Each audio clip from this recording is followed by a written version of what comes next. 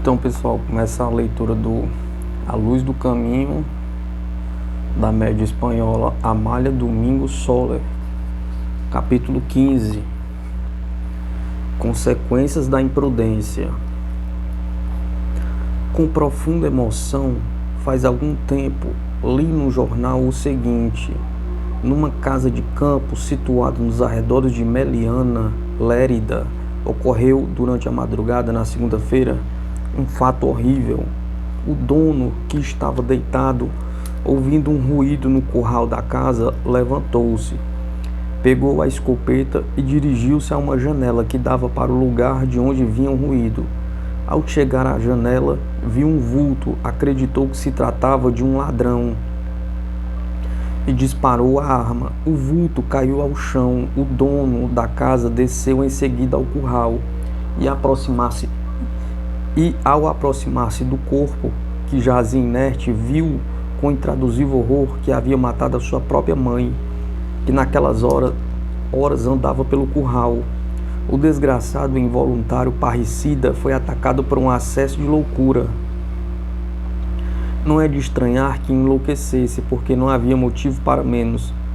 Como um lamentável acontecimento me chamou muito a atenção, perguntei a meus amigos do espaço, os espíritos, se podiam me dizer algo sobre o ocorrido, porque acontecimentos tão terríveis certamente não se dão por acaso, pois se sabe que o acaso não existe, e o fato acontecendo em Meliana é daqueles que servem de lição e ensinamento, embora muito doloroso, aos que praticam atos homicidas dessa espécie. Você está correta, disse-me um espírito. Lição terrível foi para esse filho do campo a involuntária morte de sua mãe. De sua mãe, santa mulher que adorava seu filho e que era o anjo de seu lar, que com seu rude e contínuo trabalho, com seus hábitos de economia, com sua prudência e seu bom senso nos assentos domésticos, era na casa um agente da providência, que tudo ajeitava e harmonizava, evitando grandes desgostos, porque sabia prevenir os perigos e as duras provas a que estão sujeitos os trabalhadores do campo, que nem sempre colhem 100 por 1, mas ao contrário, às vezes, depois de rudes lutas com as intempéries atmosféricas, colhem 1%. Pois bem, aquela mulher evitava com sua prudente economia as angústias da escassez, era a alma de seu lar. Por isso sua morte tinha que ferir fundo o desgraçado que a matou. Um espírito que não se corrige, que se deixa levar por seu impetuoso caráter. Sua mãe, que tanto o amava, prestou-se com prazer, sem disso se dar conta, em sua vida terrena, a dar uma lição em seu filho, tão dolorosa e tão terrível, para feri-lo fundo e o fazer compreender por meio da maior dor e do mais cruel remorso que a imprudência conduz o espírito ao insondável abismo do crime. O assassino de sua mãe é um espírito que não faz o mal por prazer em fazê-lo, que jamais premeditou o modo iníquo de lavrar a infelicidade dos outros, que nunca sorriu feliz ante o infortúnio alheio, mas aí que em nenhum momento se tem detido na rampa escorregadia de suas alucinações. Quando a suspeita germinou em sua mente, não perguntou pelos fundamentos delas, não investigou, não procurou a causa de seus receios, de suas inquietudes, de seus temores, suspeitando da lealdade de seus próximos auxiliares. Como detinham poder, exerceu a justiça pelas próprias mãos, reduzindo o suspeito à prisão ou o decapitando, sem olhar se o suposto culpado era seu irmão, fazendo assim o papel de Caim repetidas vezes. Mais tarde se arrependeu, chorou, lamentou com verdadeira dor no coração a folgosidade de seu caráter, mas voltou a delinquir, porque a impetuosa irreflexão eram seus defeitos capitais e os vícios arraigados na alma. Para derraigá-los não bastam rotineiras orações, nem debaneios propósitos de emenda, e assim como nos corpos humanos, quando um de seus membros se fratura, se dele se apodera a gangrena, o cirurgião se apressa em cortar o membro que ameaça destruir todo o organismo, ou queima sem piedade a ferida. Duas bordas apresentam sinais granguenos. Do mesmo modo, os defeitos rebeldes têm que ser atacados, ferindo fundo, procurando as fibras mais sensíveis do pecador impenitente, fazendo-o chorar, fazendo-o sentir uma dessas dores que jamais se esquecem, fazendo-o executar uma de suas ações monstruosas que aterraram, que espantam, que horrorizam, que enlouquecem a sua terrível lembrança. O homem, para fugir de sua odiosa sombra, não sabe onde se esconder, onde ocultar seu crime, querendo em seu delírio que a noite seja eterna, para não ver a si mesmo. Quando se corre demais, saltam-se todas as valetas sem olhar se o terreno que se pisa está semeado e dele depende a tranquilidade e o repouso de várias famílias. Quando se esquecem os deveres que a prudência, a reflexão impõem, então o próprio espírito, aconselhado, dominado para quem deseja fazê-lo mudar de rumo, aplica o remédio que sua doença requer e se fere sem compaixão para sentir, despertando e dá início à vida nova. O assassino de sua mãe encontrara em sua voluntária vítima o melhor conselheiro, um amigo mais fiel que o guiará no espaço, o qual, enlaçado a ele anteriores e sucessivas existências, procurou sempre suavizar e temperar seu caráter fogoso. Fez todas as tentativas inimagináveis para atraí-la ao bom caminho. E agora lhe diz, com essa linguagem da qual vocês não têm conhecimento na terra, nem por muito que pensem poderão formar ideia de como falam os espíritos das almas queridas. Fere, insensato, deixa-te levar por tua imprudência, teu arrebatamento. Arroja o chumbo homicida sobre a mulher que te carregou em seu seio. E quando hajas feito uma vítima mais, então corre a contemplar tua obra e chora. Verte essas lágrimas que, como chumbo derretido, caem sobre o teu coração. Pergunta a tua razão. O que fizeste, maldiz a ti mesmo e trata de erradicar tua nódoa. E pagando olho por olho e dente por dente, lê o livro de tua história. Conta às vítimas de tua imprudência, que nem todas foram como eu, voluntárias, e pesando na balança de tua dor todos os teus atos. Ver-se-ás pequeno, muito pequeno, tal qual és, mas ao contemplar a ti mesmo, escutarás uma voz amorosa que te dirá: não te envergonhes de ti, que tu tens a eternidade para te engrandeceres. Teu grande delito é não te haver detido a pensar, mas acaso no relógio de tua vida tem marcado o número das horas que te restam para pensar, sentir e querer? Pergunta. Não, tu não sabes o dia em que nasceste. Tua aurora a ocultam milhões e milhões de séculos. E o dia assinalado para a morte de tua inteligência não luzirá jamais. Sempre um sol brilhará dentro de outro sol, sempre a luz preencherá de reflexos luminosos os horizontes de teus mundos. E os espíritos eternos mineiros do infinito irão trabalhando na mina de sua inteligência. Tu és desses mineiros. Se até agora te agradou cavar na sombra, de hoje em diante tu trabalharás na boca da mina, olharás o céu e, ao veres as nuvens de cor, parecerá que tu despertas de um penoso sono. Olharás ao fundo do abismo, onde antes vivias satisfeito com tuas trevas, e parecerá impossível haveres permanecido séculos e séculos na profunda furna da imperfeição. Tu farás comparações, quanto mais dolorosas, mais úteis para o teu progresso, quanto mais brilhantes para ti, mais fortes, mais poderosas, mais enérgicas para ensinar novos caminhos e marcar roteiros. Isso é muito mais, disse o espírito da vítima a seu matador, e quando este deixar a terra, ela será a estrela polar que o guiará em sua penosa peregrinação. Ama tanto a vítima ao seu matador, que o amor das mães da terra é uma frágil centelha comparada com o sol esplêndido desses amores espirituais que enchem de luz e calor a existência dos seres, objeto de tão indefinível afeições. Já sabem o porquê desse acontecimento tão doloroso que lhes encheu de estupor e espanto? Foi a consequência da imprudência de um espírito, o ponto final de uma série de horríveis desacertos, o epílogo de uma história de lágrimas. O espírito do matador voltará à terra e será em suas primeiras existências um desses seres tímidos que não tomará resolução para levar a cabo nenhum dos atos de sua vida, sem antes pedir conselho a todos que o rodeiam e sem amadurecer todos os seus planos, com muitas horas de profunda reflexão a Deus. Quanto ensinamento se desprende do que me ditou o Espírito. Obrigado, digo-lhe, amigo invisível, por haver satisfeito meu desejo, que não é outro que aprender e ensinar.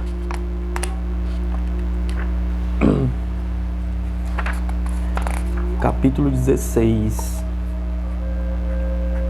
A luz do caminho. Amália e Joãozinho. Amália e Joãozinho são alunos do colégio de Belém. Ela entrou primeiro na classe e depois de poucos dias chegou o Joãozinho, que, sem ninguém dissesse nada, sentou-se junto a Amália. As meninas, ao vê-lo tão iguais em estatura e sentados junto ao outro, falando e rindo, como se fossem companheiros desde o berço, exclamaram prazerosas: são prometidos, são namorados. E coisa estranha, Belém, que durante as horas da aula não permite a menor distração nem a brincadeira mais leve. Viu tão natural o que diziam as meninas que olhou para Amália. E Joãozinho, murmurando, enternecida, como são iguais, formam um bonito casal.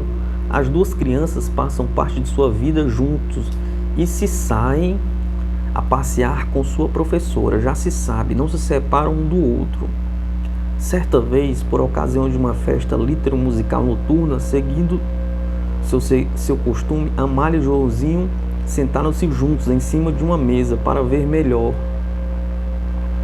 o que os rodeava e para perceber o afago da sua jovem professora, que, sentada ao lado deles, os contemplava com evidente satisfação, porque, sem dúvida, daquelas duas crianças despertava-lhe o mais vivo interesse. Por quê? Quem sabe? Havia algo neles que falava a alma, e naturalmente falou a minha. Eu os olhava e sentia um prazer imenso a contemplá-los. Imaginava que não era esta a primeira vez que aqueles dois espíritos se encontravam na terra. E, respondendo meu pensamento, ouvi uma voz distante que dizia: escuta, eu te direi algo de sua história, presta muita atenção e ouve perfeitamente o que te digo em seguida.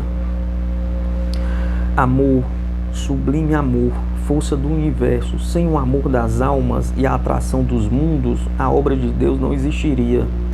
Deus é amor e o amor é sua obra. Os seres que não amam são pedras desprendidas do grande templo da criação, que rodam até encontrar um ponto de apoio. Esse ponto de apoio é uma alma compassiva. A compaixão é um embrião do amor, embrião que se desenvolve e chega à plenitude de seu crescimento.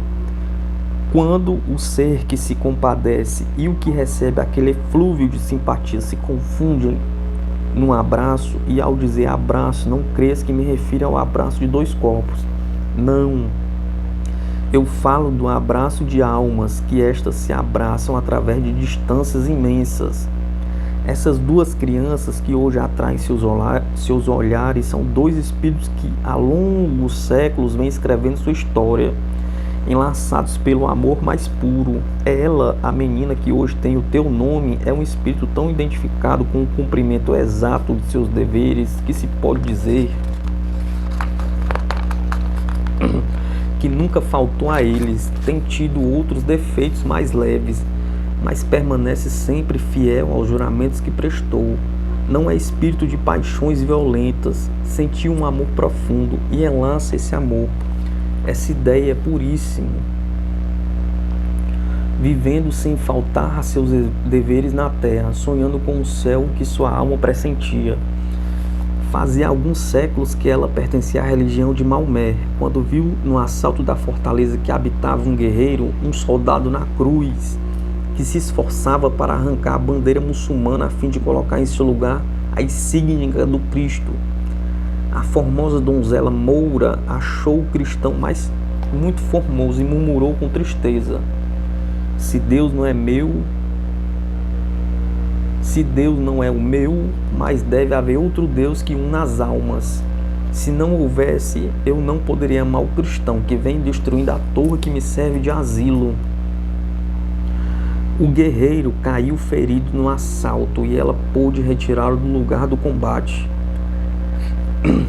Pensou suas feridas, colocou um remédio em seus lábios e o ocultou cuidadosamente para que seu pai e seus irmãos não vingassem nele seus ódios da raça e de religião.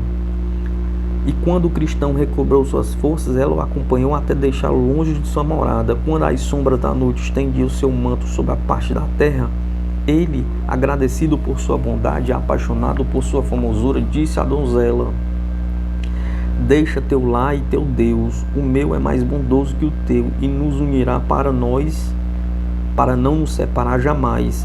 Ela lhe respondeu: Amo-te e sempre te amarei, mas meu pai e meus irmãos enlouqueceriam de raiva e de dor. Sou seu orgulho, sua esperança e sua alegria, não devo me converter em seu verdugo. Amar-te-ei sempre. Outro Deus, maior que o teu e o meu, nos unirá no céu. Lembra-te de mim. E a virgem muçulmana voltou para o seu lar, meio destruída, a fim de consolar seu pai ancião, vivendo unicamente para ele. Nem um só dia deixou de pensar no jovem cristão, no amado de seu coração, e abrasada por aquele fogo, deixou feliz a terra, pensando que um Deus maior a uniria eternamente ao ser que ela amava com toda a sua alma. Noutra existência voltou a encontrá-lo, estando ela unida a um homem que não amava. Ao ver o mancebo que a olhava extasiado, percebeu que recordava algo muito distante. Ele lhe dirigiu palavras amorosíssimas, ela as escutou prazerosa, e como se conhecesse de muito tempo, disse-lhe ingenuamente que sentia o que nunca havia sentido, lamentando não ser livre para compartilhar ele a vida. O rapaz maravilhado disse-lhe o que se disse nesse mundo, que fugisse com ele e atravessariam os mares e seriam felizes. Mas ela o rejeitou, dizendo: Para amar-te sempre não necessito desonrar meu nome. Em mim existem dois seres: um escravo de seus deveres não produzirá o escândalo, o outro livre em seus desejos, em suas aspirações, em seus sonhos. Viverá outra vida, renderá culto à sua alma gêmea e esperará a morte para começar a viver. Assim, fiel a seus deveres conjugais, não abandonou seu lar, mas viveu consagrada a uma doce lembrança, e seu último pensamento foi para o homem que tanto amava. Quando se sentiu morrer, experimentou imensa alegria, porque tinha intuição da vida futura. Em sua penúltima existência, a menina que hoje se chama Malha foi esposa de Cristo. E no dia que pronunciou seus últimos votos, quando revestida com as galas mundanas, passeou pelo espaçoso templo para dar adeus aos prazeres da terra, a noviça viu um homem que o olhava fixamente, dizendo com seu apaixonado olhar: Por que não deixo o mundo quando eu saio em seu encontro? Ela se turvou, sentiu algo que nunca havia sentido, sonhou com um céu na terra e passou por sua mente o pensamento de gritar: Quero ser livre. Mas lembrou de seus pais, que eram os mais empenhados em seu ingresso no trabalho do Senhor, de suas companheiras e de seu bom confessor. Escutou o som do órgão que parecia dizer-lhe: Terás coragem de me abandonar? E a noviça sentiu medo, sentiu angústia, entrou no convento com as mãos no coração para conter suas violentas batidas. Deixou suas galas, morreu para o mundo, mas todos os dias ia ao coro para contemplar o homem que viu pela primeira vez no dia em que pronunciou seus votos. Amava-o tanto. Viam em seus sonhos, e como o amor faz milagres, chegaram até ela cartas apaixonadas escritas pelo eleito de seu coração. propondo-lhe a fuga, a liberdade, o amor, a vida, o prazer sem mescla, a felicidade sem fim. A freira lia feliz aquelas declarações de amor, mas renunciou a deixar a clausura. Seu amor pelo jovem era imenso, mas o cumprimento do seu dever, pergunta. A distância, o impossível, avaivava o fogo de sua paixão. Mas ela conseguiu resistir, prejudicando, porém, o seu organismo, que se rendeu ao peso de tão descontrações e sensações, de tão desencontradas sensações. E a esposa de Cristo morreu jovem, pensando naquele homem que lhe havia dito: foge de tua clausura, que meus braços te esperam. Existe um céu, existe um paraíso para as almas que sabem amar. Agora, bem, tanto sacrifício não merece recompensa? Pergunta. Sim, por isso Amália, nessa existência, ao saltar do berço, encontrou esse formoso menino que o olha sorrindo, porque é o seu amado, é o mesmo espírito que ela ama há muitos séculos. Acabaram-se os obstáculos, as impossibilidades. Já não o separa a religião, já não pertence a Amália nem ao outro homem, nem a Cristo, já é livre. Merece uma existência plácida e feliz, porque é um espírito escravo de seu dever, que soube resistir aos enganos mundanos, que se sacrificou por seu pai e por um homem que não amava, por um ideal religioso que lhe inspirava o mais profundo respeito. Fez sempre a abstração de si mesmo, acreditou que seu sacrifício era justo, porque com ele evitava o escândalo e não atormentava os seres que a rodeavam. Todos os que cumprem com seus deveres encontram a seu devido tempo a recompensa de sua abnegação, de seu heroísmo. Não se perde nenhum ato heróico. A felicidade existe ao alcance daqueles que não empregam a violência nem o crime para consegui-la. Amália não correu atrás da felicidade, percorreu seu caminho sonhando sempre com um Deus maior que os deuses, com um céu mais formoso que os das religiões. Por isso hoje, a terna menina sorri gozosa olhando o seu gentil companheiro. E quando lhe perguntam: quem é teu prometido? Ela responde: este. E o diz de uma maneira que comove, que impressiona. A menina diz uma grande verdade. Sobra-lhe razão ao dizer: é este meu prometido, porque aquele que lhe pertence, sabe por quê? Porque o amou sobre todas as coisas deste mundo e se conteve dentro dos limites de seu dever, para não profanar aquele amor tão puro, tão imenso, verdadeiramente sobre-humano. Ele também a amou, mas nela é mais profundo o amor, porque foi mais combatido e mais uma vez ela deixou a terra morrendo de amor. Razão tens ao te comoveres olhando o infantil casal. Tu vias neles algo especial, algo que não podias explicar. É que o amor os envolve com um manto luminoso. Por isso as meninas, sem saber, exclamavam ao vê-los juntos: são prometidos. É verdade, faz muitos séculos que deram o anel nupcial. Contempla-os, olha neles a imagem sagrada da felicidade. São prometidos. Sim, ela lavrou seu campo, ela formou as bases de seu lar. E se acontecimentos não esperados destroem sua casa na terra, sua casa do infinito não a destruirão as tempestades, os furacões e nem os terremotos. São duas almas unidas que juntas irão progredindo. Ela está muito mais elevada que ele, mas descerá até os abismos mais profundos para elevá-lo, para engrandecê-lo, para que seja justo entre os justos e sábio entre os sábios. Agora sorri ao olhá-los, são tão pequeninos. Extasias-te e olhando-a, seu rosto revela a pureza de sua alma. Ela está orgulhosa Ele está orgulhoso de sua prometida. Contempla-os, admira-os, abre passagem aos prometidos e exclama: benditos sejam. Agora compreendo a história dessas duas crianças, porque eu a olhava com tanto afã, porque me atraíam, porque falavam de minha alma. Os olhares de Amália os olhares de Amália e Joãozinho, porque me sentia subjugada por aqueles dois pequeninos e me comovia extraordinariamente quando perguntava a ele: quem é tua prometida? E ele, sorrindo maliciosamente, dizia-me olhando: esta. E ao dirigir a ela a mesma pergunta, Amália sorria como devem sorrir os anjos e dizia olhando: este e esta. Compêndio de uma longa história. Quanto há de estudar acerca da humanidade? A Luz do Caminho, a média espanhola Amália Domingos Soler, recebeu essas duas histórias dos espíritos, instruções. A gente vai para o capítulo 17 no próximo vídeo.